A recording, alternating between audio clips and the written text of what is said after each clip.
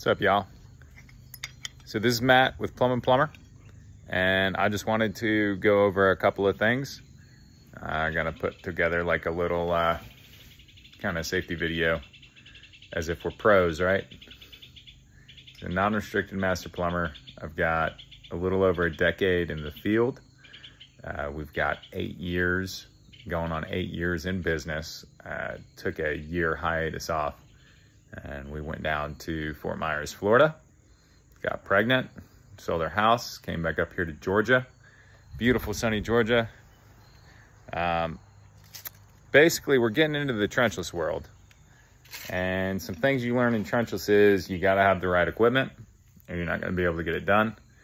And part of that is you can get it done if you rig some stuff up, and I don't recommend doing that. So if you look, this was a snatch rated for 10,000 pounds. All right, and you can tell it's been compensated, compromised.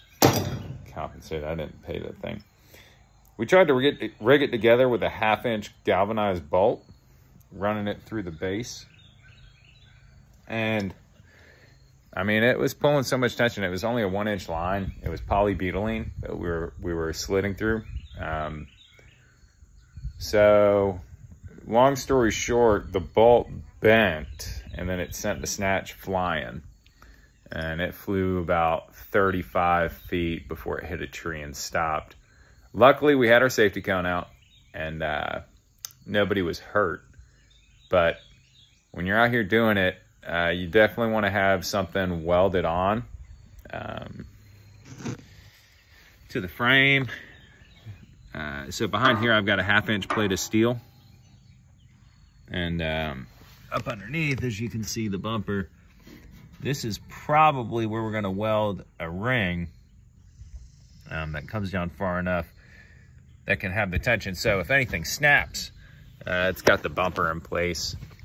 And that just to get us by safely until we can go and actually buy a pipe bursting machine.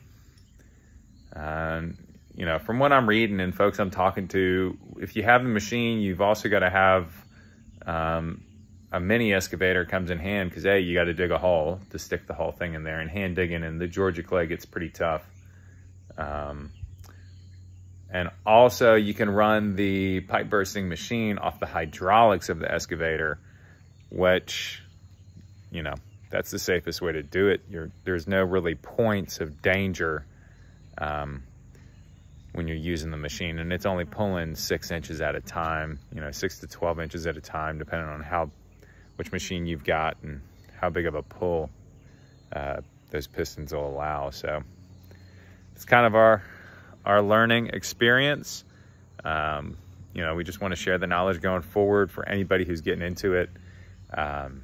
You know, take the safety precautions. Don't be an idiot going out and just thinking, man, I can hot dog this, put it on there and rip a line. Because you can, but you definitely want to make sure that, you know, nobody's around. There's no windows around. There's no houses that are super close by. Because if you have a problem, man, I mean, you can kill somebody really quick, and no amount of money is really worth that for me. So, you know, I'm here to answer any questions. Like I said, we've got one pull under our belts. We're getting ready to launch a campaign. Start bringing in a lot more of these and do it safely. So stick with us, watch us grow.